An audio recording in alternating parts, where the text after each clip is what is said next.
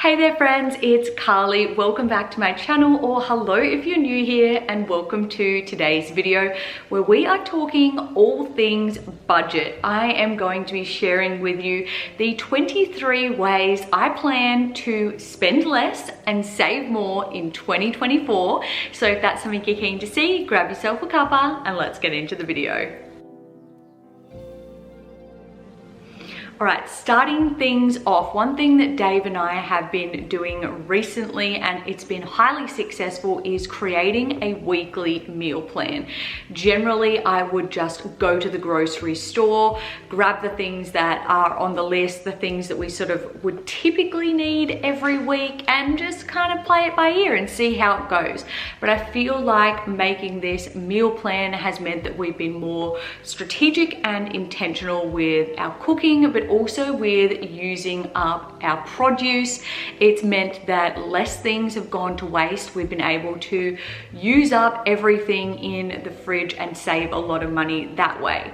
And similarly to that idea, I want to continue to make grocery shopping list and ensure that I am adhering to the list. It's very easy, especially in Aldi, to get sidetracked by those middle aisle buys, but if I'm adhering to the list, I find that I typically am able to save like at least $50 a week. I want to make it a habit to only be going to the grocery shops once a week, and that's just for our big shop. I want to make sure that I am covering all the bases throughout the week in terms of breakfast, lunch, snacks, and dinner, so that we don't need to run back for an emergency loaf of bread or carton of milk, because whenever you do that, you always tend to just pick up like a few little extra things along the way and spend some unnecessary money. Shopping at Aldi for me has been a big money saver, even with those middle aisle deals, as opposed to shopping at Woolworths. I don't know whether it's because at Woolworths there's so many more options, i.e. so many more opportunities to buy, or if things literally are just significantly more expensive. But by shopping at Aldi, I have been able to decrease my weekly shopping from around 200 to around 150. Sometimes Woolies would be over 200. Sometimes my Aldi is over 150, but I'm finding like at least a saving of $50 a week by switching supermarkets. And then my next thing that I have been doing is sometimes you can't get the things that you want to get from Aldi, and you need to go to Woolies, or you need to go to Coles or somewhere else to pick up the other bits and pieces.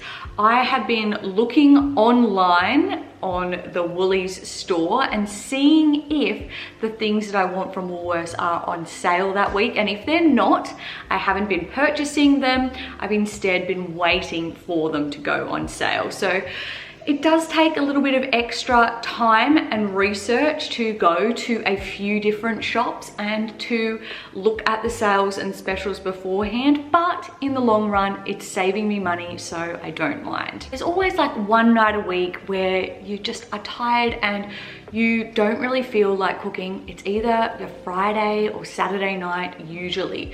Now, last year, when that was the case, it would be very tempting, very easy to just pick up a Portos. We're not doing that this year. Instead, if we're having one of those nights where we just need a chill night, we're going to have an easy dinner. Honestly, breakfast for dinner on those nights is the best. You really just can't get past like eggs and bacon on toast or some sort of toasty. Next thing that I plan on doing is take inventory of where I spend my money, whether that's weekly, monthly, whatever. I'm very glad that the app I use for all my banking actually tracks the different categories I spend money on and gives me like a monthly overview. So that's been super helpful. And I have found that sometimes like in my pregnancy, I would have like this odd month where I would be spending the most on health in relation to like doctor's visits, ultrasounds, etc. But typically I do spend most of my money each month on groceries. Hence why I did have to, you know, set aside like a couple of my different savings tips or strategies on the grocery shopping front, because that's my downfall, and that's where I can easily trim back some fat and save ourselves a little bit of money. Now, another thing, I don't want to like restrict us too much and take away like all the fun in life, but it's very easy to spend $50 or $60 just going out for breakfast for Dave and I. We can still have a fun breakfast date at home. We've got the coffee machine, we can whip up pancakes or, you know, a big breakfast sort of situation.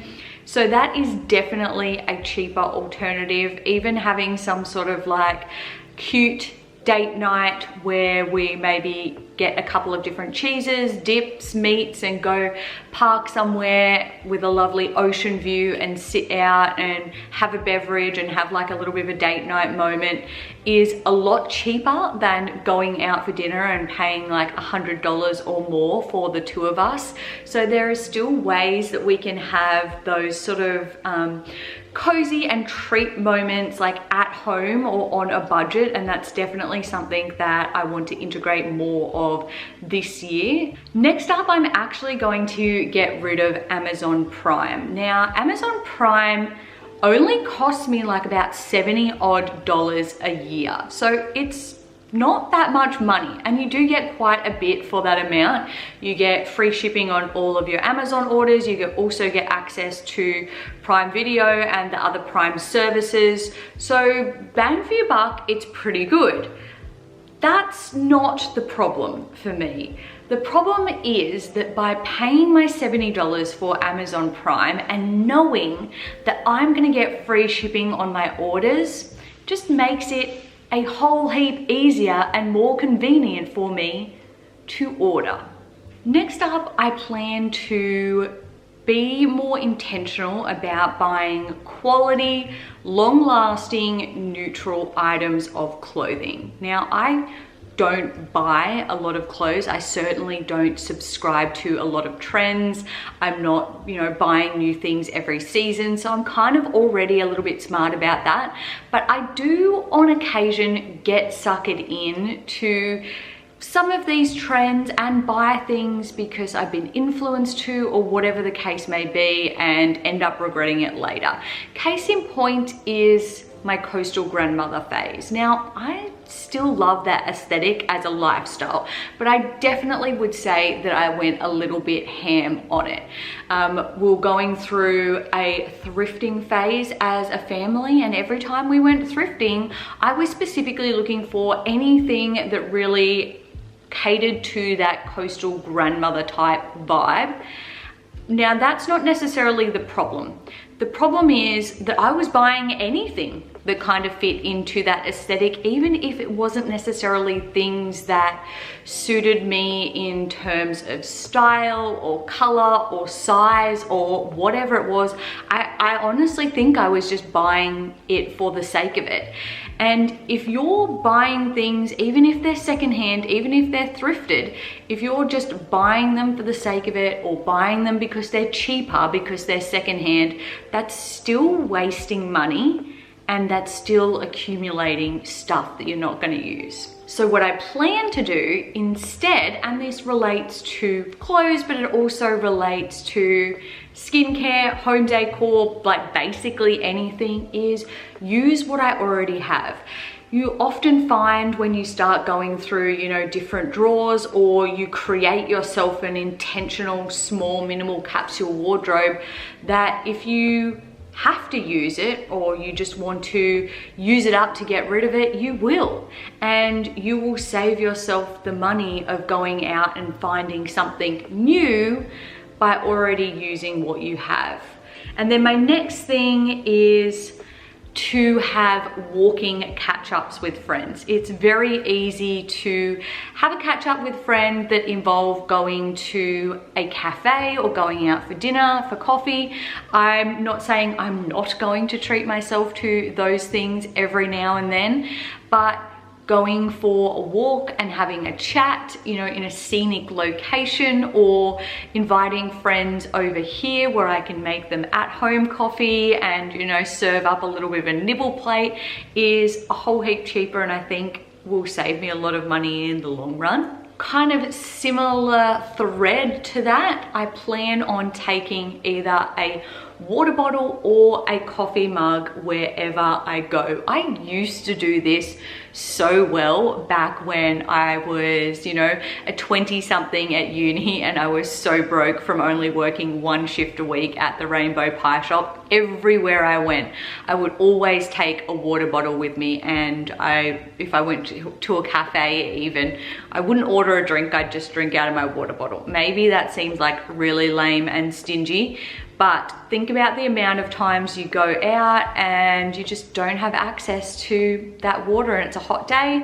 Super easy just to pick up a bottle from the supermarket, super easy just to get yourself a coffee from a cafe. I have literally no excuse now. I have a beautiful Breville coffee maker, which makes basically barista style coffee. So I can do it at home and save myself at least $5. Sometimes they're more expensive than that by making myself an at-home coffee as opposed to buying one when I go out somewhere. Next up, I'm going to be putting extra money, if not each fortnight, then at least each month, on our loan. This is something that we did when we only had the loan for our block of land, not the house. We hadn't started building at that stage, and we were able to significantly decrease the amount of the loan and the amount of monthly interest that we were paying by doing that. I talked to a mortgage broker a number of years ago, and she even recommended to me, rather than putting my money in savings, to put it all on the loan, and that will help to pay down the loan. And if you need that money, you can always withdraw it later. And I've definitely found that strategy has been super helpful. Personally, I like to also have a savings account. We don't have an offset account for our loan, but that's definitely something that I think is worth looking into as well, so that I can have the savings sort of like as a separate entity, but also knowing that that's helping to decrease the loan amount and interest amount as well. This kind of relates to both my Amazon point and then also my thrifting point. Is I would like to get a membership for our local library, and I would like to start using the library service to borrow books, or at the very least start thrifting more books. It is hard when you want something new to find it while thrifting, or something specific to find it while thrifting, so you can't always guarantee that you are going to get that. But I have done a little bit of an inventory of my bookcase, and I counted that I currently have 24 books that I have not read yet, because I just continue to buy more before my stash runs out. It is an unhealthy habit of mine. So if I'm setting aside 2 books a month to read, like really I'm covered for the whole rest of the year. But I also have so many great books that I love rereading. So really, I could kind of go into next year not having to buy like even a second-hand book. I would still have enough to cover me for that time. Having sisters that are of a similar size to you is incredibly helpful. If you don't have sisters, maybe you've got cousins, maybe you've got friends. Personally, I've got 2 sisters, I've got a mum, and we oftentimes like to do like a little bit of a clothing swap. So whenever we're going through our wardrobe and there are things that we're going to get rid of, before we donate them, we always offer each other a little look-see at the clothes. My younger sister Lily, you've probably seen her in the videos, she's got pretty good style and she always buys some nice brands. So oftentimes I will find myself saying to her, hey, if ever you want to get rid of that top or that dress or whatever it is, make sure you swing it my way. I save myself a lot of money by doing that. Well, kind of we all do, really. This year, as much as I can, I'll be trying to shop online to avoid impulse purchases. Now, I do like to shop in person, particularly when it comes to small businesses. I like to support them, support local businesses. But when it comes to bigger businesses, I find that if I am going into the store for just one specific thing, I will often just have a little bit of a peruse around and I will come out with a lot more purchases than I originally anticipated. This is very true for me when it comes to Kmart, especially the book section, as previously mentioned. Whereas if I buy online, I never buy immediately. I put it in my cart and I'll come back the next day or in a couple of days. I'll look at it, I'll like reevaluate whether I really need that thing or those things. I would typically remove a few things from the cart and then I will put through my order. So it really does decrease the amount of impulse purchases that I'm making, and also makes me a little bit more conscious as a consumer because I'm evaluating everything that I'm going to buy before I actually do it. Next up, something that I typically do, but it's very easy to not do, is if it's not the one, don't buy it.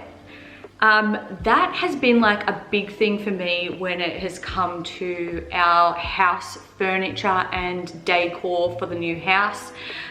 It's meant that there are areas of the house that are currently not finished or not furnished because I just haven't quite found the right thing. And I think it's very easy to find something that's kind of similar to what you want, or like it'll do, or it's close enough, and you buy that thing and then you end up regretting it later. You end up finding a better version, or you find the right thing that you've been looking for, but you've already spent like a couple of $100 or even $1,000 beforehand to get to that point. So for me, if it's not perfect, if it's not 100% right, I'm just not gonna buy it until I find the thing that is. If I do want something and I can get it online, I'm going to try my best to put this patience and waiting into place and wait until it goes on sale. There are multiple sales throughout the year. Obviously, Black Friday, Cyber Monday is a big sale, Boxing Day is a big sale, end of financial year. There's a whole heap of different like birthday sales throughout the year where you can get a good deal. If like it's sort of immediate and necessary right now, maybe I'll like judge that on a case-by-case basis. But if I can get it for a discounted price, I'm willing to wait and do so. In 2024, I plan to be more conscious of my electricity use. So last year I was, by the end of things, pretty much punishing the dryer. Like I wasn't using the clothesline at all. I was just using the dryer. We don't currently have a clothesline, but I have still been trying to be more conscious of using the dryer less. We've got a little inside clothesline. I've been using that as much as possible. I've also been trying to be more aware of peak and off-peak hours when it comes to electricity use, and I typically, where I can, put the dishwasher on late at night just before I'm going to bed, because that's going to be more off-peak hours and is going to save me more money. I also wash all of our clothes in cold water as opposed to hot water, which saves as well. We have a beautiful bath, but it is ginormous and it's going to take a lot of water to fill it up. So where in our previous house I would be having a bath maybe like 2 to 3 times a week, I'm really reserving it to like once a week, once a fortnight at this stage. So I still kind of get my like indulgent bathing experience in, but I'm not using up all that hot water unnecessarily. This is another one that takes a little bit of time, but is definitely worth it in the long run, and that is to find the best deals in terms of internet, electricity, house insurance, all of these different things. When I was looking around for home and contents insurance for our new house, I got quotes from a number of different places and I went with the one that is the cheapest. I also have my car insurance coming up this month and I'm going to do the exact same thing. Sure, I have been getting my car insurance for the last, like, I don't know, 15, 20, oh my gosh, that's embarrassing, years from the same place. But if they're not going to come through and give me the best deal, I am willing to go to somewhere that is. Could end up saving me even like a couple of $100s. In 2024, I plan on buying more fresh produce. I know I said that I was finished with the grocery shopping section, but I just had to add this one in. Obviously with my gestational diabetes during pregnancy, I had to keep like a really close eye on my blood sugar levels, and that did mean eliminating like a lot of packaged goods that were high in sugars, and I was integrating like a lot more fruits, vegetables, nuts, etc. And not only was that like healthier for me, but it was also very helpful in terms of decreasing my overall weekly grocery shopping bill. And then the last point is that I'm going to be setting myself monthly savings goals. Keeping track of my spending, keeping track of my savings, where my money is going, and what I would like to intentionally save up for will help keep me focused on those goals and make it easier not to get off track or tempted by any of these things that are likely to come up and prompt me to deviate from my savings plan. What I have found, not necessarily for myself, but certainly for a lot of people I know, is that as they start to earn more, their lifestyle and their spending increases as well. And one of the ways that I've been able to save money over the last 10 years working in the career that I have is by essentially not doing that, trying to maintain as frugal way of living as possible. So I hope that these 23 strategies that I'm employing this year to help me spend less and save more have inspired you in some way. And if you have any additional strategies that you're going to be implementing into your budget and weekly/fortnightly spending, make sure you leave those down in the comments below. But thank you guys so much for watching this video. If you liked it, make sure to give it a thumbs up and don't forget to subscribe down below. I put out new videos every single week. With that being said, I hope you all have a fantastic rest of your week, and I'll see you all in my next video. Bye guys.